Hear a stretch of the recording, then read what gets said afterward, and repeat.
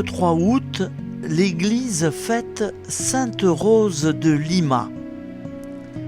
Isabelle de Flores est née le 20 avril 1586 à Lima, au Pérou, d'une pauvre famille espagnole, dont elle était la 10e enfant.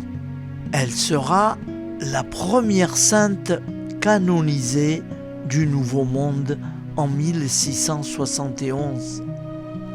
Après son baptême, sa mère se pencha sur son berceau et crut voir une rose. Elle décida alors de l'appeler Rose. Ce prénom lui sera confirmé lors d'une apparition de la Vierge Marie.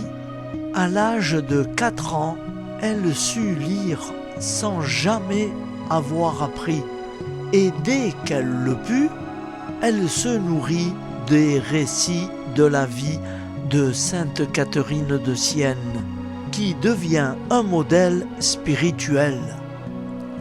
À l'âge de 20 ans, en 1606, elle prend l'habit des tertiaires dominicaines.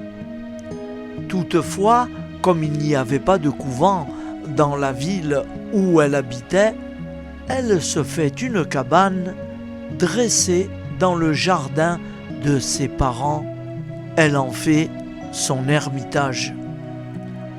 Elle consacre son temps à la prière, la pénitence et au service auprès des Indiens, des infirmes, des vieillards et des enfants abandonnés de Lima. Recevant des grâces mystiques, elle sera interrogée par des inquisiteurs qui seront étonnés de la profondeur spirituelle de ses réponses. À sa mort, en 1617, à l'âge de 31 ans, le peuple de Lima fut saisi d'une grande émotion, la reconnaissant déjà comme une sainte.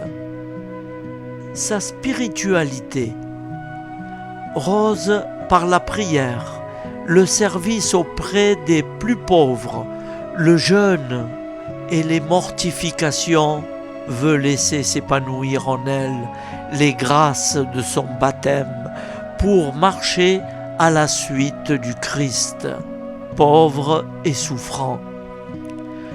Son exemple spirituel est Sainte Catherine de Sienne, qui a médité plus particulièrement sur la passion du Seigneur.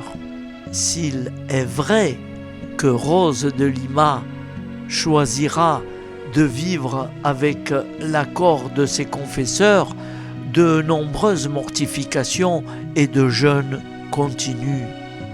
Elle reconnaît toujours que la véritable pénitence, c'est d'avoir un cœur plein d'humilité. Sainte Rose de Lima, priez pour nous.